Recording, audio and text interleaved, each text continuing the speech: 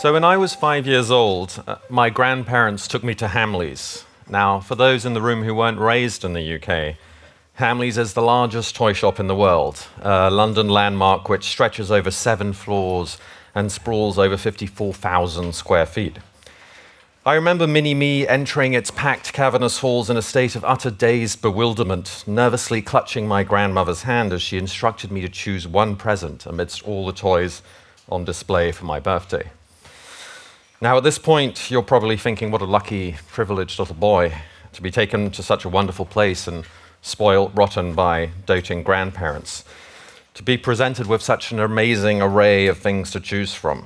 Surely this must have been one of the happiest moments in 5-year-old Iskander's life. Well, instead, somewhat puzzlingly, some subtle changes in my general demeanor began to slowly unfold. My palms grew sweaty, my breathing accelerated, my initial elation soon curdled into some deeper form of existential angst. How could I possibly make a decision to choose just one toy in the midst of such mind-numbing abundance? What if I missed or overlooked something as I was wandering an aisle or riding one of those awe-inspiringly massive escalators? What if I made the wrong choice because that man in the creepy clown suit in the corner distracted me? What if I got lost amidst the bouncy ball or G.I. Joe sections? Even worse, what if I lost control of my bladder and couldn't find the toilets in there? God, wouldn't that be embarrassing, especially in front of all these hundreds of other children? My grandparents kept on saying they wanted to go home for lunch in less than 15 minutes. Didn't they realize that wasn't nearly enough time? There were thousands of items here to examine, to categorize, to evaluate, to meticulously compare and contrast. The Teenage Ninja Turtle section alone appeared to span an entire corridor. In short, it was all too much for my 5-year-old brain. It was too overwhelming. So instead I broke down crying and we had to leave. Later that day, my grandparents took me to another, much smaller toy shop where I rapidly made my pick. So why did I start by sharing this moderately embarrassing memory? What does it tell us apart from the fact perhaps that I could obviously be quite an annoying boy? Well, I think it points on a micro level to some of the paradoxical decisional quandaries or cognitive dilemmas that come from living in our period of unparalleled plenty. We live in an era of abundance and distraction, of shrinking attention spans and content shock, and of seemingly endless quantity over elusively finite quality. Since the advent of the internet, we have never had access to so much information, and yet data shows that we are collectively less well-read, often collectively less well-informed, more intellectually febrile, fragmented, and jittery. We're all familiar with the depressing statistics. Our hyper-connected brains are being subtly rewired by those synthetic appendages that are our smartphones, which Americans now touch on average 2,000 times a day. Even as our digital databases continue to massively expand, our attention spans continue to shrink. We all collectively struggle to collect, classify, categorize, and process the ever-growing mounds of information at our disposal. What should that small clump of overly stimulated grey matter that lies between our ears privilege or prioritize during our limited time on this little blue ball we call Earth? What should we merely skim or peruse, or what should we take the time to read in depth? Do I really need to read all of Proust to be a truly educated individual, as I repeatedly and vainly remind myself at the onset of each summer holiday? And indeed, each year, come September, I silently castigate myself. But then I'm reminded so do most of us, and not just nowadays either. Writing in a state of haughty and cranky isolation from his cottage in mid-19th century Massachusetts, Henry David Thoreau lamented the fact that he had never got round to reading Plato, writing, "Shall I hear the name of Plato and never read his book, as if Plato were my townsman and I never saw him, my next neighbor and I never heard him speak or attended to the wisdom of his words? But how actually is it? His dialogues which contain what was immortal in him lie on the next shelf, and yet I never read him." And then here comes the self-flagellation part. He adds, "We are underbred and low-lived and illiterate. We are a race of runts, and soar but little higher in our intellectual flights than the column of the daily paper." So yes, as always, Thoreau sounds fun, even though one can relate all too well, I think, with that nagging sense of guilt. And when it comes to history, which history should we come to really master and why? After all, by its very nature, history keeps on expanding, not only in its temporal scope as we march through time, but also historiographically through the accumulated sedimentation of different generations of historical or philological analysis, and even geographically, as we now thankfully become much more aware of alternative historical traditions outside the bounds of the so-called West. Should an American ruthlessly prioritize the history of the American Revolution over that of antiquity? Conversely, can one truly understand the history of the American Revolution and the thought processes of the Founding Fathers without delving into the writings of Sallust, Livy, Plutarch, and Cicero? And perhaps more importantly, how do these issues of information management and cognitive overload affect gatherers of intelligence or makers of policy in their everyday functions? Now, in the limited time I've left, I thought I would focus very briefly on two core themes. The first being that our latent anxieties about our ability to manage informational abundance and complexity are, in fact, not that new. And although they may currently appear exacerbated by the sheer velocity of ongoing technological advances, they were particularly prevalent during the so-called information explosion of the early modern era. And then finally, I will argue that one should view the historian's endeavor not only in terms of its rich empirical content as a gigantic warehouse, if you will, of instructive parallels for policymakers, although that can certainly be one of its functions, but rather in terms of the actual process involved. The process of historical inquiry itself provides a form of calisthenics of the mind, one which strengthens its capability to process information, boosts its ability to detect patterns amid tangled skeins of concurrent events, and more generally helps it rise above the crushing mass of everyday phenomena. In so doing, it greatly enhances what the ancients would have termed prudence, or what we would now perhaps refer to as either intuitive intelligence or the capacity for good judgment. Now, why is the early modern period particularly interesting for scholars of information management and policymaking? Well, first and foremost, because the period stretching from the late Renaissance to the early Baroque era was one of enormous political, intellectual, and diplomatic upheaval. The increased sophistication of the early modern state, its growing centralization, the heightened intricacy of its bureaucratic apparatus, complete with its teetering mounds of paperwork and endless reams of epistolary exchanges, all of these developments required chronically overworked rulers to find safe and reliable ways of delegating their authority, administering their newly sprawling domains, and implementing their increasingly far-reaching reforms. Institutionally, this led both to the mushrooming across Europe of small governing councils composed of tight cadres of ministers and royal councillors, and to the rise of the figure of the secretary, the discreet and dedicated public servant who acted at the heart of the sprawling new letterocracy, which had extended its dry tendrils across the chancelleries, ministries, and embassies of the continent. Paperwork had become the demon of early modern statecraft. Kings, popes, and doges all found themselves gasping for air under a veritable deluge of memorandums and correspondence. Philip II of Spain was frequently driven to despair by what he called these devils my papers, with up to 16,000 separate petitions being sent to his desk over the course of a single year. Similarly, Richelieu, behind his wintry and steely exterior, was in fact often a neurotic mess, drowning in work and suffering from migraines.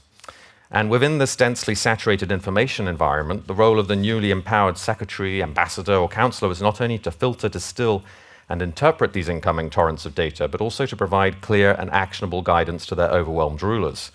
This required, noted many writers and commentators at the time, a distinct set of skills: clarity of style and expression, the ability to be detail-oriented while not losing sight of the big picture, and the capacity to combine careful reflection with prompt decisiveness. Many of you are probably familiar with Winston Churchill's famous 1940 memorandum urging greater brevity and clarity in government communications, touting the virtues of short, crisp paragraphs and calling for an end to bloated, unnecessary verbiage. Well, many 16th and 17th century writers, from the Spaniard Baltasar Gracian to the Florentine Guicciardini, in fact argued very much along similar lines, and even more forcefully.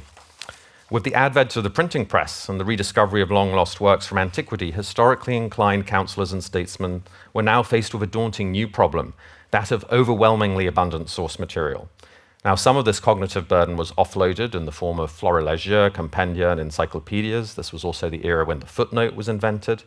And people like Samuel Johnson or Francis Bacon spoke of the necessity of adopting new, more differentiated forms of reading strategies to cope with this ever-growing influx of content, with Francis Bacon famously writing that, I quote, some books are to be tasted, others to be swallowed, and some few to be chewed and digested. Some books are to be read only in parts, others to be read but not curiously, and some few to be read wholly and with diligence and attention.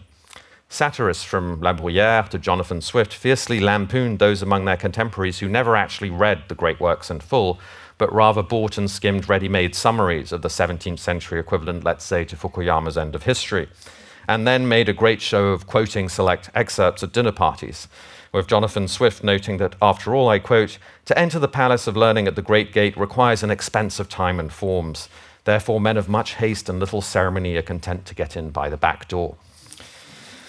History was still considered the wet nurse of prudence and its study to be the essential prerequisite for sound statecraft, but writers started to warn of its potential ability by its sheer bloated mass to confound, daze, and overwhelm.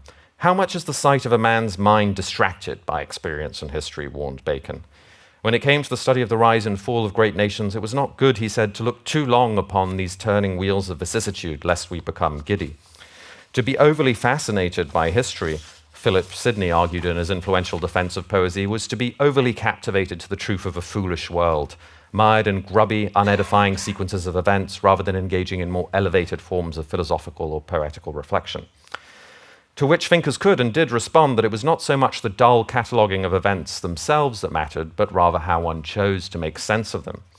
Central to the process of historical inquiry is the notion of what early modern thinkers termed discernment, a word which actually only first began entering common usage in the late 1500s. What does discernment mean precisely? A modern dictionary definition might say keenness of intellectual perception, insight, acuteness of judgment. More prosaically, one might simply say it refers to the ability to engage in critical thinking.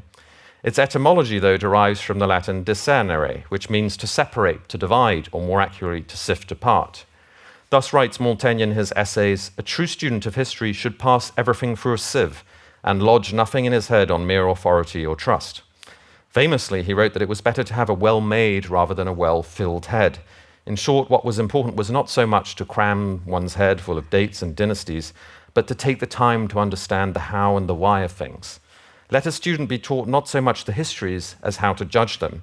That, in my opinion, he adds, is of all matters the one to which we apply our minds in the richest degree.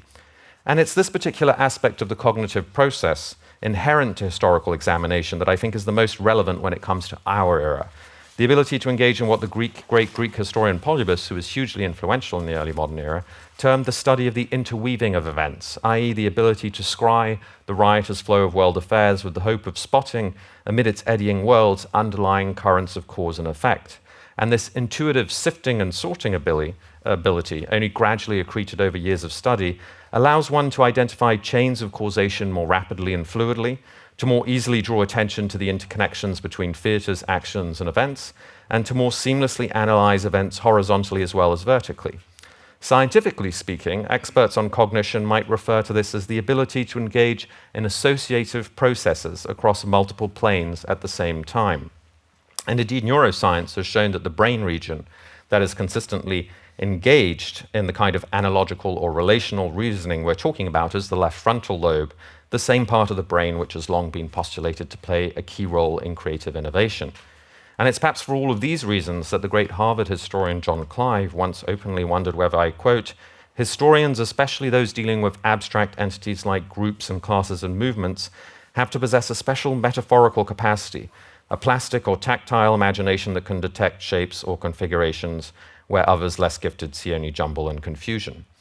And Isaiah Berlin, in his masterful essay on political judgment that I really recommend everyone in this room to read, evokes something very similar, albeit with his characteristic iridescent eloquence, talking of a skill which entails, above all, a capacity for integrating a vast amalgam of constantly changing, multicolored, evanescent, perpetually overlapping data, too many, too swift, too intermingled to be caught and pinned down like so many individual butterflies. An acute sense of what fits with what springs from what leads to what, and so on and so forth.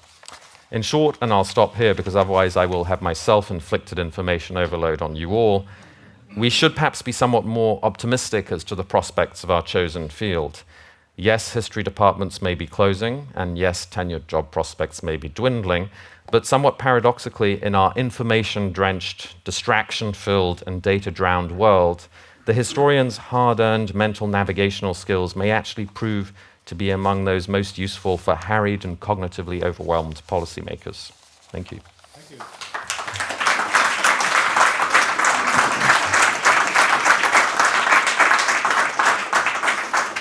you. Could we say that the secret of great leaders is that they master this art of discernment, reducing complicated things to the most important thing to do. Yes, yes, I think that once again falls under the register of that elusive quality that one refers to as political judgment, or what perhaps going back to Aristotle and Cicero they would have termed prudence, practical wisdom, which refers to the ability to accurately judge the contingent rather than more permanent forms of knowledge. And yes, it is that rare quality to be able to both sift through large amounts of often conflicting information and then act promptly and decisively. Thank you, Iskander, very much.